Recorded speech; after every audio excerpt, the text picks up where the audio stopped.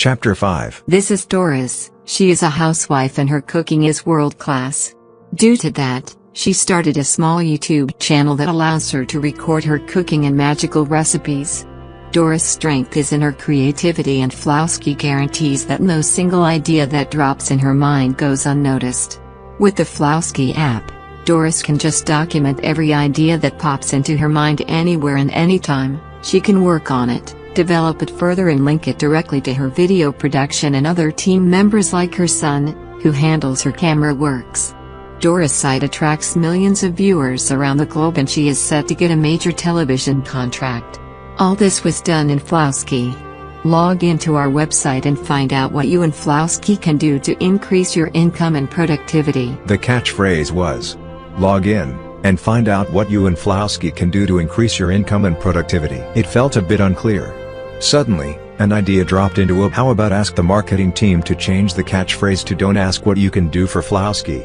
Ask what Flowsky can do for you. It sounded good. It is the eureka moment. This is what he had been up all night trying to deduce. The night started with the completion of some coding and review of work relating to some aspects of an update for the Flowsky app. The junior programmer had made some errors and they could not solve it internally.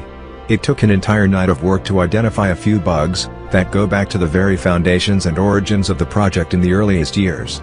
It had to be corrected and there had to be pervasive changes to the systems. As always, he was accustomed to bringing work home. And from his first day of staying up all night for his SAT examinations in his late teens, it was difficult to get sleep when there was a problem to be resolved. In a moment, it would be 5:15. His traditional hour for a workout. As a vow, he had to be up at that time each and every day to meet his daily workout needs, anywhere he found himself on the planet. It often gave a completely different impression about the society and community. An early morning jog showed who worked hard and who worked little. In his time in Johannesburg for an Evolute project, he defied all warnings of danger in the city to take his regular morning jogs. And at that hour, he was able to identify how white South Africans woke up before sunrise to move from the suburbs into Sandton to commence their workday. At the same time, he also saw how the black parties were still in vogue and people were returning from local pubs, drunk. He wondered how long it would take for such persons to sober up, get to work and still hope to make anything more than $1 at the end of the day. As his father had always said, hard work wins. He had seen how African migrants came to America and worked hard. White South Africans in Johannesburg were working like African migrants in the United States. His conclusion was that poverty has no color. In the 21st century, poverty was a choice. Everyone has a price tag placed on his head from bread and woods. As such, all men and women are born in chains. Everywhere, they are portrayed as free. But people have to pay the head tax placed upon them by the global economic order. The earlier you realize it and work hard to break the chains, the better. Some are ahead of others in the race of life, but ultimately, everyone had the obligation to break his own chains. What your parents and grandparents did or failed to do plays a minimal role. In spite of this, Obi hated the idea of people who made wealth with the sole aim of humiliating the poor. Many are disadvantaged. But their best bet was to work hard and break the cycle of poverty on them. That was bad enough. Adding insult to injury does them no good. But again, the ultimate responsibility to break the curse of poverty and disadvantage lay upon them, and not the society or systematic racism. He got into his workout gear, basketball running shorts in and tight compression long sleeve top. He tied his wearable to his upper arm to keep track of the burnout and jogged out of his 5-bedroom home and raced down the street, deep into the upmarket Pinery neighborhood. With no conception of being stopped and questioned unnecessarily by a security officer or police, he always did this and got to the gym in 15 minutes. The run to the gym, which was 2.5 kilometers away from his home, always put his mind and soul at ease. It had a way of bringing out the earliest drops of perspiration which eliminated the general sluggishness that came with starting a workout. The consistent jog led to the fitness space gym located in the heart of the neighborhood. A middle-class to upper-class gym that was large and had 3 major rooms with specialized functions. Obi's VIP membership allowed him to use the gym at all times, but he always preferred to focus and stay in the large hall, where most people came to have their workout. His workout always started at 5:35 till 6:15 and he was always focused. Never a kilo more, never a kilo less. Buenos dias, Rodrigo. Buenos dias, Senor Parker. Came the reply from the dedicated Mexican technician who had built his entire life around the fitness space gym. Rodrigo had studied physical education in a public university in his home state of Veracruz. An American Peace Corps volunteer to his village transformed the destiny of the entire community. He made recommendations for children in his class to enter universities and do higher courses. For Rodrigo, who was a below-average student, he recommended that physical education could be a good choice. First, the admission requirements were less competitive. Secondly, Rodrigo looked fit. And thirdly, there was a growing demand for a healthy lifestyle, which required numerous gyms and workout facilities and staff. Rodrigo held on to the advice religiously.